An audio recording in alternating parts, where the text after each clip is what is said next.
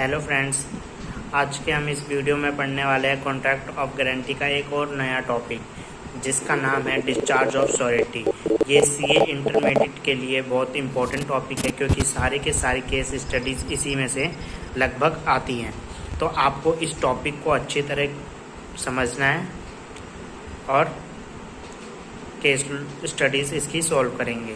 ठीक है, तो सबसे पहले देखिए हमारा आता है discharge of surety. Discharge of surety का मतलब श्योरिटी कब कब डिस्चार्ज हो जाता है। डिस्चार्ज मतलब एंड हो जाता है, श्योरिटी मतलब डिस्चार्ज ले लेता है उस एग्रीमेंट से। ठीक है, मतलब उस एग्रीमेंट से उसका एंड हो जाता है। तो अब देखिए, सबसे पहले हमारे पास आता है by revocation of contract of guarantee. Contract of guarantee को रिवॉक करने पे। दूसरा by conduct of the creditor, creditor के कंडक्ट के ऊपर। और तीसरा है by invalidation of the contract of guarantee. ठीक है, invalidation of the contract of guarantee के उस पर। अब हम इन तीनों को भी ब्रीफ से पढ़ेंगे, जिसके अंदर हमारे पास और कई पॉइंट आएंगे। तो सबसे पहले हम पढ़ते हैं ये हमारा ए टॉपिक हो गया। यहाँ पे मैंने लिख रखा है ए, क्या है, by revocation of contract of guarantee. इसके अंदर सबसे पहला पॉइंट आता है हमारे पास रिवोकेशन ऑफ कंटिन्यूइंग गारंटी, जो कि हमारा सेक्शन 130 के अंदर डिफाइन किया गया है। इंडियन कॉन्ट्रैक्ट 1872 के अंदर। तो सबसे पहला जो हमारा आता है revocation of continuing guarantee. Continuing guarantee का रिवॉक हो जाना, रिवॉक मतलब एंड हो जाना, ख़त्म हो जाना। ठीक है, तो सबसे पहले हम इसको रीड करते हैं। इसके अंदर क्या दिया गया है, इसके अंदर दिया है कंटिन्यूइंग गारंटी में at any time be revoked by surety. Surety के थ्रू कभी भी वो कंटिन्यूइंग गारंटी क्या हो सकती है, रिवॉक मतलब एंड हो सकता है। As to future transaction by notice to creditor. लेकिन फ्यूचर ट्रांजैक्शन के लिए उसको क्रेडिटर को क्या करना पड़ता है, इन्फॉर्म करना पड़ता है। तो सबसे पहले हम इसका एक एग्जांपल देख लेते हैं, जिससे हमारे पास क्लियर हो जाएगा। तो इसके अंदर हमें दिया गया है एक सी है और एक बी है।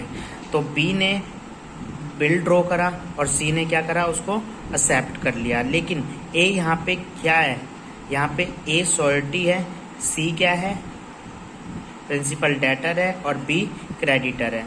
तो I will honour all the bills till 1 lakh. इसने बिल ड्रॉ कर दिया, इसने एक्सेप्ट कर लिया, मतलब इसको पैसे देने हैं बी को। लेकिन ए ने क्या कह दिया कि अगर सी पैसा नहीं देता तो मैं उसके बिल के 1 लाख तक का क्या होऊंगा, श्योरिटी दे रहा हूँ, तो उस 1 लाख तक का मैं लायबल हो सकता हूँ। जैसे कि अब मैं यहाँ पे एक एग्जांपल ले लेता हूँ। जैसे कि अब सी ने 30 तारीख को कॉन्ट्रैक्ट क्या कर दिया, रिवॉक कर दिया। और उससे पहले की जो लायबिलिटी आ रखी थी वो आ रखी थी हमारी 90,000। और आगे की जो फ्यूचर ट्रांजैक्शन की है वो लायबिलिटी। ठीक है, तो जो यहाँ पे ए है जिसने श्योरिटी दे रखी है, उसने दे रखी थी 1 लाख तक की। उसने 30 तारीख को क्या कर दिया, उस कंटिन्यूइंग गारंटी को रिवॉक कर दिया। तो वो लायबल कितने तक के लिए हो गया, 90,000 के लिए। ठीक है, जब उसने रिवॉक कर दिया उससे पहले जितने भी उसकी लायबिलिटी है वो पे करेगा। लेकिन जब फ्यूचर ट्रांजैक्शन में होने वाली है उसकी लायबिलिटी वो पे नहीं करेगा। क्यों, क्योंकि उसने कंटिन्यूइंग गारंटी को रिवॉक करवा लिया है। ठीक है, अगर यहाँ पे तो 90,000 है, अगर यहाँ पे 1,10,000 होता तब भी वो क्या होता, लायबल होता वो। लेकिन उसने पहली क्लियरली इसको इस एग्जाम्पल में क्लियरली डिफाइन कर रहा है कि वो 1 लाख तक के लिए लायबल होगा। ठीक है, तो ये हमारा कंटिन्यूइंग ऑफ गारंटी है, जिसको हम रिवॉक करते हैं। ये हमारा सबसे पहला पॉइंट था। अब इसमें लिखा है now if B draw will C accept on maturity, C dishonour हो गया, और revocation of guarantee is a liable. तो ए क्या लायबल होगा, हाँ ए लायबल होगा। कहाँ तक के लिए होगा, 1 लाख के लिए होगा बस। ठीक है, ये हमारा revocation of continuing guarantee.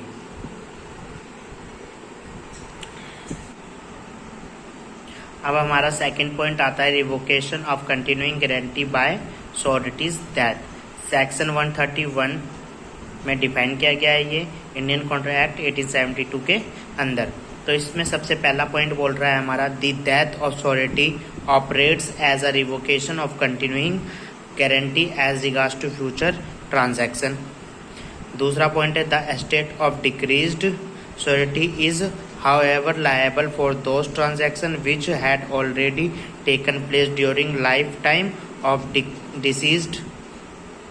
Surety estate will not be liable for the transaction taking place even if the creditor had no knowledge of surety's death. इसमें हम सबसे पहले देखते हैं कंटिन्यूइंग गारंटी किसने दी है, श्योरिटी ने दी है। अगर श्योरिटी ही मर जाएगा तो उसके अंदर कौन लायबल होगा। तो देखो अब हम इसका एग्जांपल यहाँ पे देख लेते हैं। जैसे अब यहाँ पे ए,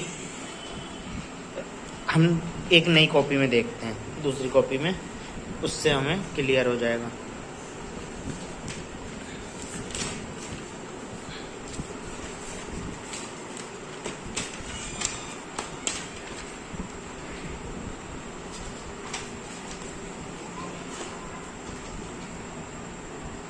अब यहाँ पे हमारे पास क्या है, मान लो एक ए है और ये बी है, इन दोनों में कॉन्ट्रैक्ट हुआ, इन दोनों में कॉन्ट्रैक्ट हुआ। सी ने क्या कर दी, इसकी गारंटी दे दी, श्योरिटी दे दी, ठीक है। इसने ये कॉन्ट्रैक्ट हुआ था मान लो 1 अगस्त को, ठीक है, इसने श्योरिटी दे दी।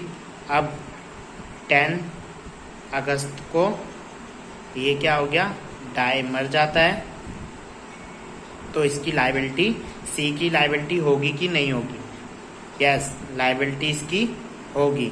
क्यों होगी वो हम देखते हैं। ए और बी के बीच में क्या हो गया, कॉन्ट्रैक्ट हो गया, सी ने श्योरिटी दी थी, 10 अगस्त को वो मर गया। अब देखो यहाँ पे कॉन्ट्रैक्ट कब हुआ था, 1 अगस्त को, 10 अगस्त को श्योरिटी क्या हो गया,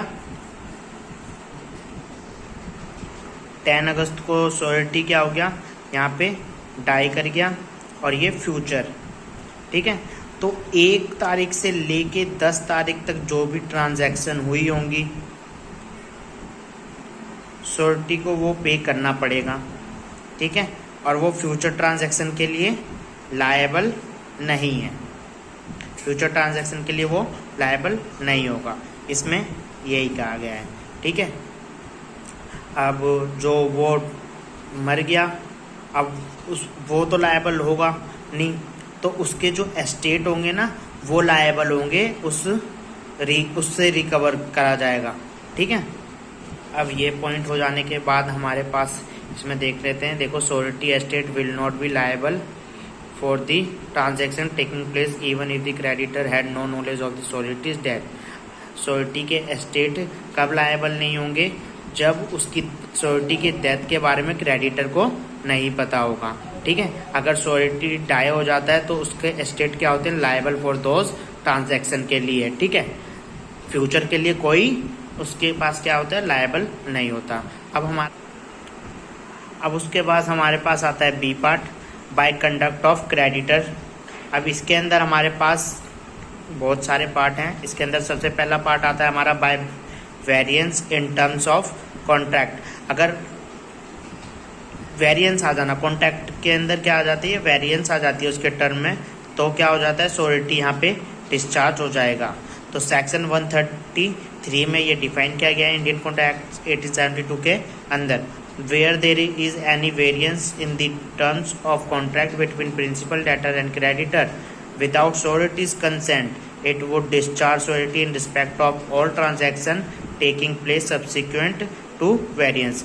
अब बी और सी के बीच में कॉन्ट्रैक्ट हुआ था, ए ने क्या करी थी, श्योरिटी दी थी, ठीक है, लेकिन बी और सी ने आपस में कॉन्ट्रैक्ट करके क्या कर लिया, कॉन्ट्रैक्ट के अंदर की जो टर्म में वेरिएंस कर दिया ए के बिना कंसेंट पर, तो वहाँ पर श्योरिटी क्या हो जाता है, डिस्चार्ज हो जाएगा, ठीक है। C change term in contract without consent of A, surety will be discharge, ठीक है। अब हमारे पास इसी के बी पार्ट में एक सेकंड पॉइंट आता है। सेकंड पॉइंट हमारा बोल रहा है बाय रिलीज और डिस्चार्ज ऑफ प्रिंसिपल डेटर, ठीक है, प्रिंसिपल डेटर, ये हमारा सेक्शन 134 में डिफाइन किया गया इंडियन कॉन्ट्रैक्ट एक्ट 1872 के अंदर। तो इस सबसे पहले बोला है any contract between principal debtor and creditor discharging PD principal debtor और एनी एक्ट और omission of creditor legal consequence of which is the discharge of principal debtor it discharge society. Society क्या हो जाता है, डिस्चार्ज हो जाता है। अब इसको हम एग्जाम्पल के थ्रू देख लेते हैं। अब ए और बी में क्या हुआ, कॉन्ट्रैक्ट हुआ। ए ने क्या बोला, मैं हाउस बना के दे दूंगा लेकिन तुम्हें क्या देना पड़ेगा, टिम्बर देना पड़ेगा, ठीक है, टिम्बर देना पड़ेगा। लेकिन और सी ने क्या सोसाइटी दे दी थी, अगर तुम इसको टिम्बर बढ़िया दे दोगे तो ये बढ़िया घर बनाएगा। लेकिन यहाँ पे बी ने ही परफॉर्म नहीं किया, बी ने परफॉर्म नहीं किया। अब बी ने परफॉर्म नहीं किया तो ए डिस्चार्ज हो गया।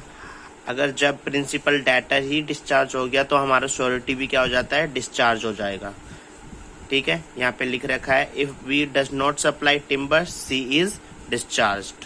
अब हमारे पास थर्ड पॉइंट आता है discharge of surety when creditor compounds with principal debtor that to give more time and agree not to सू।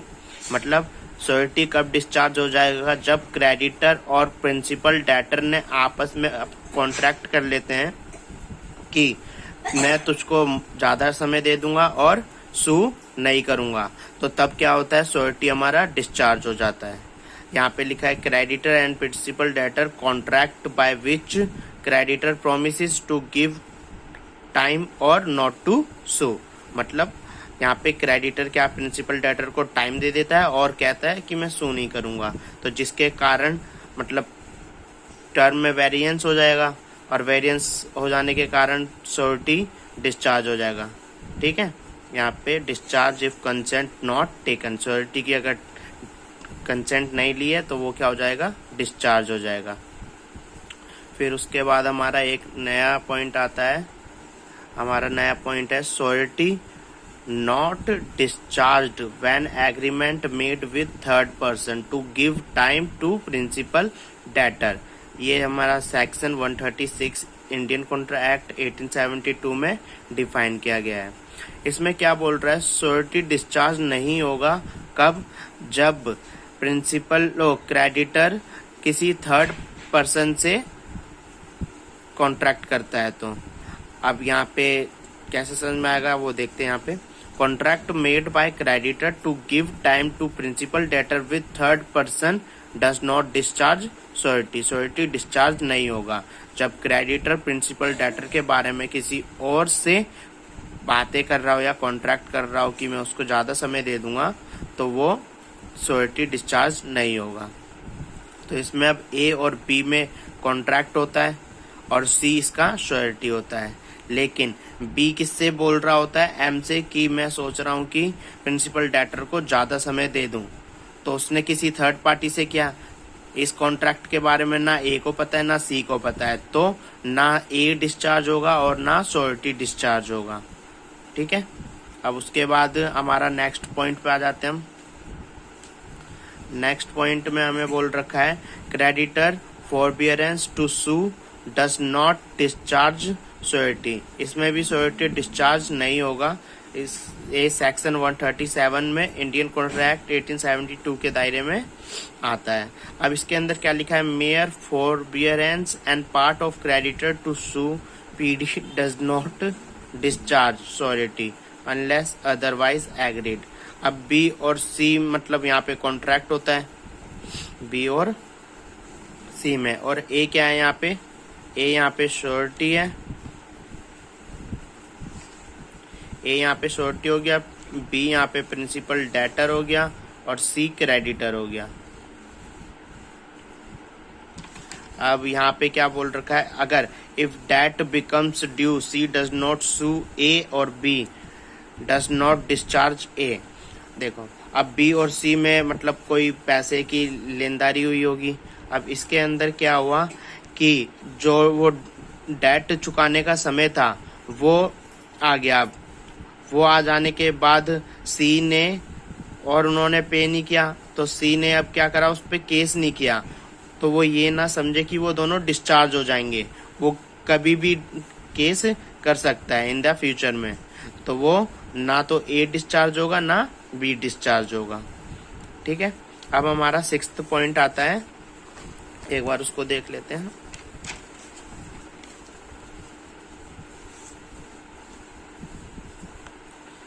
हाँ, 6th पॉइंट है discharge of surety by creditors act और omission impairing sureties eventual remedy.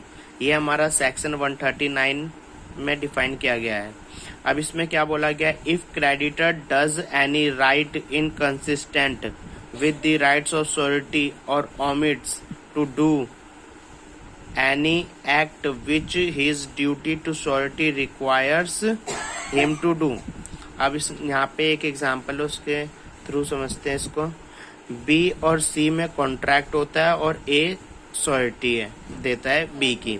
अब यहाँ पे क्या हुआ, अब सी ने बी को बोल रखा है एक सिप बनाने के लिए और पे करना है इन इंस्टॉलमेंट में, लेकिन यहाँ पे ए ने श्योरिटी दे रखी है बी की परफॉर्मेंस की। लेकिन जो लास्ट इंस्टॉलमेंट थी ना 2, जैसे कि अब जब से पूरा तैयार होने वाला था तो लास्ट 2 इंस्टॉलमेंट उसने पहले ही दे दी। तो अब उसने पहले ही दे दी तो वो बी क्या करेगा, काम नहीं करेगा। उस ए को पता था और ए के बिना कंसेंट के सी ने ये कॉन्ट्रैक्ट उससे कर दिया। तो यहाँ पे कौन डिस्चार्ज हो जाएगा, ए डिस्चार्ज हो जाएगा। विदाउट कंसेंट ऑफ श्योरिटी के उस पे अगर कॉन्ट्रैक्ट करता है क्रेडिटर तो वो कॉन्ट्रैक्ट डिस्चार्ज हो जाएगा। ठीक है, अब यहाँ पे लिखा है C without knowledge of A prepays to B the last 2 installments, A is discharge from surety. ठीक है, श्योरिटी से क्या हो जाएगा, डिस्चार्ज हो जाएगा। अब इसको अच्छी तरह लिख लो, फिर हम अगले टॉपिक पे चलेंगे।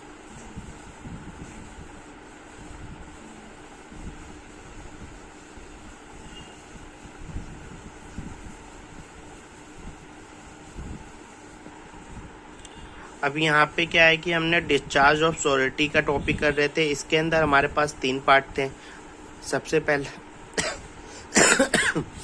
सबसे पहला by revocation of contract of guarantee, दूसरा by conduct of the creditor और तीसरा by invalidation of the contract of guarantee. तो सबसे पहला पॉइंट हमने पहली कर लिया, मतलब हो गया ये। और दूसरा जो पॉइंट था by conduct of the creditor, ये भी कर लिया, जिसके अंदर हमारे कितने पॉइंट है, 6 पॉइंट है। और पहले वाले में कितने पॉइंट थे, 2 पॉइंट थे। अब हम करने वाले हैं by invalidation of the contract of guarantee. तो आओ सबसे पहले हम इसको देखते हैं। अब हमारा ये टॉपिक आ गया by the invalidation of contract of guarantee, ये हमारा टॉपिक आ गया। अब इसके अंदर सबसे पहला पॉइंट हमें क्या बोल रखा है, guarantee obtained by miss representation invalid, मतलब इनवैलिड होता है अगर मिस रिप्रेजेंट से ऑब्टेन्ड की गई है गारंटी तो। और ये हमारा कौन से सेक्शन में आता है, 142 में आता है। अब इसमें क्या होता है कि अगर दोनों प्रिंसिपल डेटर और क्रेडिटर के बीच में जब कॉन्ट्रैक्ट होता है और श्योरिटी मतलब प्रिंसिपल डेटर की क्या दे देता है, श्योरिटी दे देता है, तो इसमें क्या होता है, अगर उससे मैटेरियल पार्ट ऑफ ट्रांजैक्शन मतलब जो इम्पोर्टेंट पार्ट ऑफ कॉन्ट्रैक्ट होता है, अगर वो मिस रिप्रेजेंट के कारण क्या कर ले, ऑब्टेन कर ले उसकी गारंटी, तो वो क्या हो जाता है, इनवैलिड हो जाता है। इसमें लिख रखा है guarantee obtained by means of miss representation made by the creditor or with his knowledge and assent conquering a material part of transaction is invalid। क्या हो जाएगा, वो invalid हो जाएगा अगर श्योरिटी मिस रिप्रेजेंटेशन के कारण हम ले लेते हैं, मिस रिप्रेजेंट करके, तो वो उसकी श्योरिटी क्या हो जाएगी, डिस्चार्ज हो जाएगा वो श्योरिटी। ठीक है, अब हमारा सेकंड पॉइंट क्या है, guarantee obtained by concealment invalid, ये भी क्या होता है, इनवैलिड होता है। ये कौन से सेक्शन में डिफाइन किया गया है, 143 के अंदर। अब इसमें क्या बोल रखा है, any guarantee which the creditor has obtained by means of concealment और keeping silence as to material circumstances is invalid. अब एग्जाम्पल के थ्रू देखते हैं इसके अंदर। अब एक्स और वाई के अंदर कॉन्ट्रैक्ट हुआ, यहाँ पे कॉन्ट्रैक्ट हुआ था कि लोन लिया इसने 1 मंथ में चुका देगा, लेकिन उसने 1 मंथ के बाद कितना ही दिया, 5,000 रुपये दिए, ठीक है। अब उसी के बाद उसने दोबारा एक कॉन्ट्रैक्ट किया किसके संग, अब उसने एक्स और वाई के बीच में दोबारा कॉन्ट्रैक्ट हुआ और 10,000 रुपये मांगे और बोला कि 1 महीने बाद दे दूंगा, और जेड को क्या कर लिया, श्योरिटी दे दी। जेड की एक्स ने बोला जेड से श्योरिटी देने के लिए, तो जेड ने उसकी क्या दे दी, श्योरिटी दे दी। लेकिन जेड को पहले वाले कॉन्ट्रैक्ट के बारे में बताया ही नहीं कि उसने 5,000 रुपये ही दिए थे, मतलब उसने कंसीलमेंट कर दिया। कंसीलमेंट करते ही वो क्या हो जाएगा, इनवैलिड हो जाएगा। Z is not liable because Z not know about the first debt, क्योंकि वो फर्स्ट डेट के बारे में जानता ही नहीं था, ठीक है। अब उसके बाद क्या आता है हमारा यहाँ पे, अब उसके बाद यहाँ पे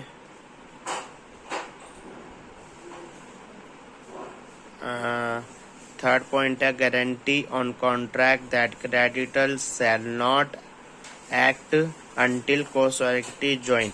ये हमारा सेक्शन 144 में डिफाइन किया गया है। इसमें बोल रखा है when a person gives a guarantee upon a contract that creditors shall not act upon it until another person has joined in it as co-surety, the guarantee is not valid if that other person does not join। अगर जब को-सिक्योरिटी ने बोल रखा है कि मैं join होऊंगा और वो ज्वाइन नहीं होता, तो वहाँ पे क्या हो जाएगा, वो नॉट वैलिड हो जाएगा, इनवैलिड हो जाएगा वो भी वहाँ पे। अब हमारा डिस्चार्ज ऑफ श्योरिटी का टॉपिक पूरा अच्छी तरह से कंप्लीट कर लिया है। जिसको समझ में ना आए वो मेरे को कमेंट कर दें, मैं उसके लिए मतलब पर्सनल वीडियो बना के डाल दूंगा, कोई दिक्कत नहीं होगी मेरे को उसमें। अब हम नेक्स्ट टॉपिक देखेंगे, नेक्स्ट टॉपिक हमें क्या बोल रखा है। तो नेक्स्ट टॉपिक हमारा किस चीज़ पे आता है, नेक्स्ट टॉपिक हमारा अब नेक्स्ट टॉपिक हमारा राइट्स ऑफ श्योरिटी है। इसके अंदर क्या होता है, श्योरिटी के पास क्या क्या राइट्स हैं, और ये भी हमारे कितने पार्ट में होते हैं, 3 पार्ट में होते हैं। अब श्योरिटी के राइट किसके अगेंस्ट, क्रेडिटर के अगेंस्ट, प्रिंसिपल डेटर के अगेंस्ट और को-सिक्योरिटी के अगेंस्ट। तो सबसे पहला पॉइंट हमारा आता है राइट अगेंस्ट प्रिंसिपल डेटर। अब इसके अंदर बोल रखा है सबसे पहला पॉइंट राइट ऑफ सब्रोगेशन, जो कि सेक्शन 140 के अंदर डिफाइन किया गया है। तो सबसे पहले हम इसको देखते हैं। इसमें लिखा गया है व्हेन डेट बिकम ड्यू, जब डेट क्या हो, ड्यू हो, प्रिंसिपल डेटर डिफॉल्ट कर जाए, surety perform get all the right of creditor which he had against principal debtor. जैसे कि अब प्रिंसिपल डेटर और क्रेडिटर के बीच में कॉन्ट्रैक्ट हुआ, प्रिंसिपल डेटर डिफॉल्ट हो गया, लेकिन श्योरिटी ने परफॉर्म करा, तो क्या होगा, जो क्रेडिटर के पास राइट थे वो सारे राइट किस पे आ जाएंगे, अब श्योरिटी पे आ जाएंगे। हमने पढ़ा था ना, श्योरिटी और प्रिंसिपल डेटर में किस टाइप का कॉन्ट्रैक्ट होता है, इम्प्लाइड कॉन्ट्रैक्ट होता है, ठीक है। तो इस सारे के सारे राइट्स किस पे आ जाएंगे, श्योरिटी के पास आ जाएंगे। अब वो प्रिंसिपल डेटर से अपना क्लेम करके ले सकता है।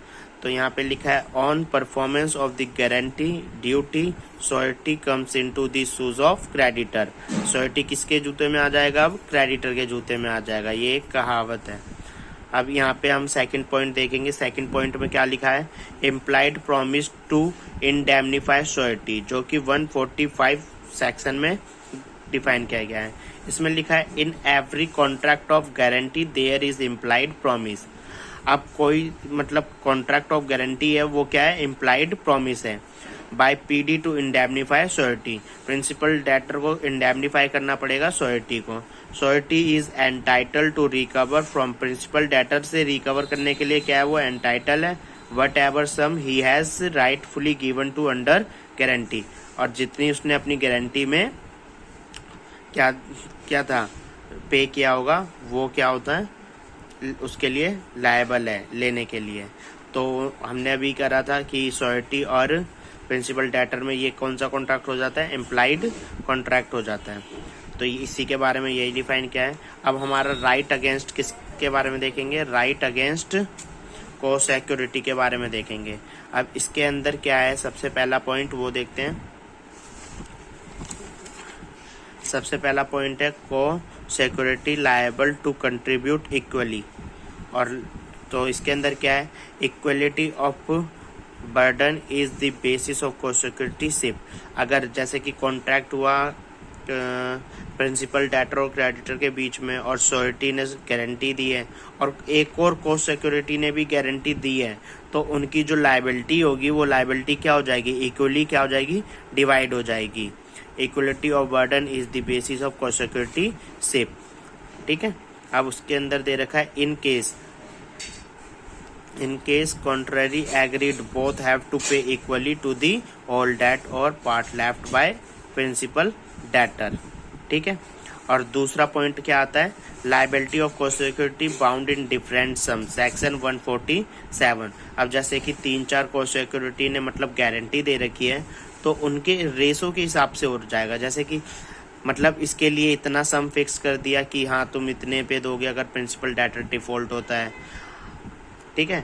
को सिक्योरिटी पहले को सिक्योरिटी सेकंड को मतलब इतना सम देना है अगर प्रिंसिपल डेटर डिफॉल्ट हो जाता है। तो इसके अंदर इस पे होता है। अगर वो मतलब जैसे कि 10,000 के अंदर ही हुआ, मतलब जो उसके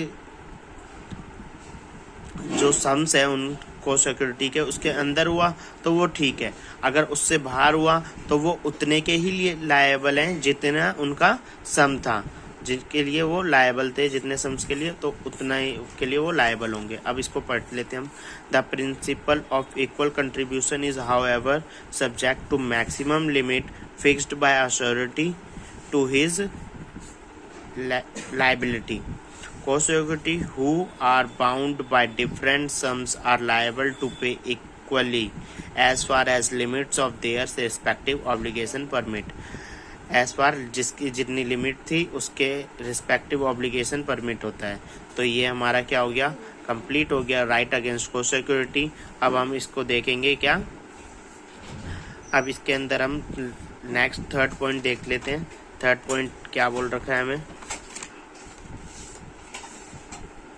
इसके अंदर आ गया हमारा थर्ड पॉइंट, वो जो कि है right against creditor. Right against creditor, इसके अंदर हमारे 3 पॉइंट आते हैं। सबसे पहला पॉइंट राइट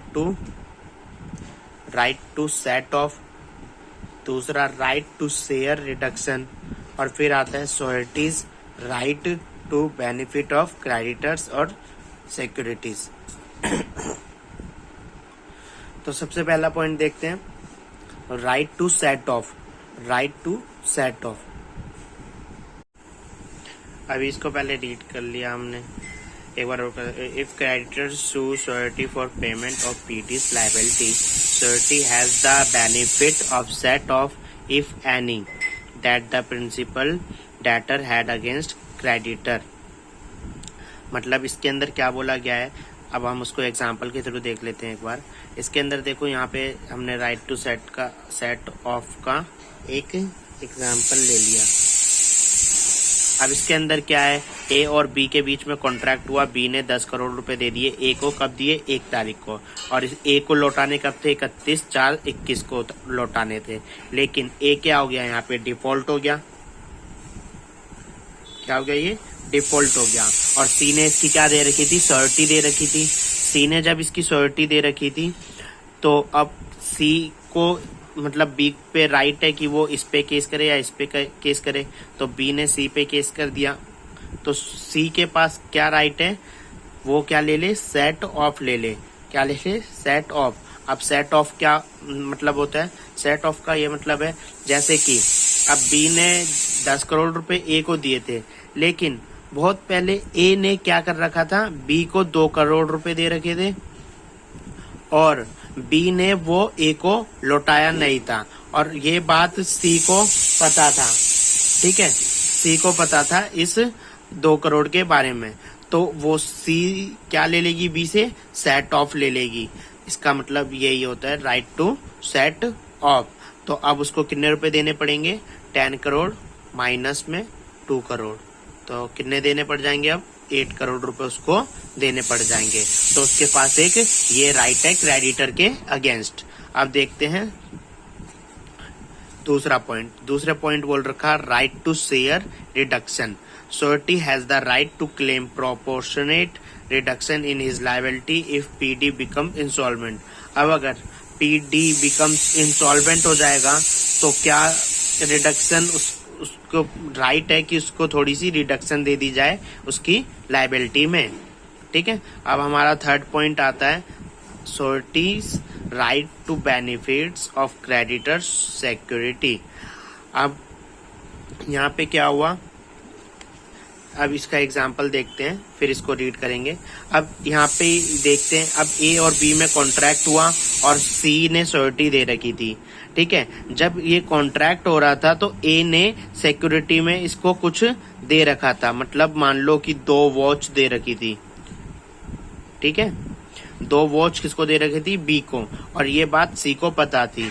तो वो क्या होगा, और उस 2 वॉच की कीमत मतलब 8 करोड़ के आसपास मान लेते हैं कि 8 करोड़ के आसपास थी। तो उस सी पे राइट है जो उसकी सिक्योरिटी थी वो भी उसके अंदर काउंट करके करा जाए। तो बी को 10 करोड़ दिए थे ए को, तो ए को कितने देने थे, अब 10 करोड़, और उसने सिक्योरिटी में 2 वॉच दी थी जिसकी कीमत 8 करोड़ है। तो अब सिक्योरिटी को कितने रुपए देने होंगे, 10 करोड़ माइनस में 8 करोड़, उसको अब 2 करोड़ रुपए बी को देने होंगे। यही हमारा क्या है, थर्ड पॉइंट है, Surety's right to benefits of creditors security.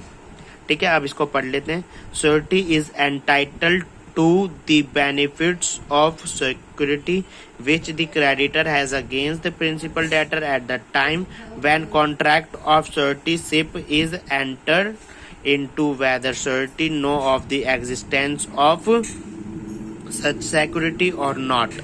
अगर मतलब उस surety को उसके बारे में पता हो या ना पता हो तो वो उसका फायदा ले सकता है। And if creditor loses or without consent of surety's parts with such security, the surety is discharged up to the extent of value of security।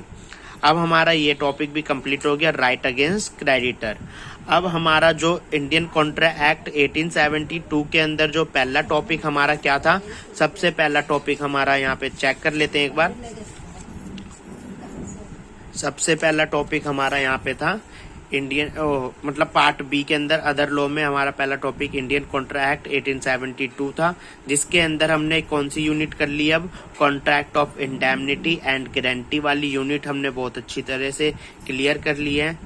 यहाँ पे मैंने सारी वीडियो डाल दी है contract of indemnity and guarantee से related. आपको कोई दिक्कत हो या परेशानी हो तो आप मेरे को कमेंट करो, मैं एग्जाम्पल के तरीके से फिर दोबारा आपको समझाऊंगा या वीडियो अपलोड कर दी जाएंगी। अब यूनिट सेकंड में अब हमारा क्या आएगा, बेलमेंट और प्लेज, और फिर यूनिट 3 में एजेंसी। अब सबसे पहले हम यूनिट 2 करेंगे बेलमेंट एंड प्लेज अगली क्लास में। Thank you.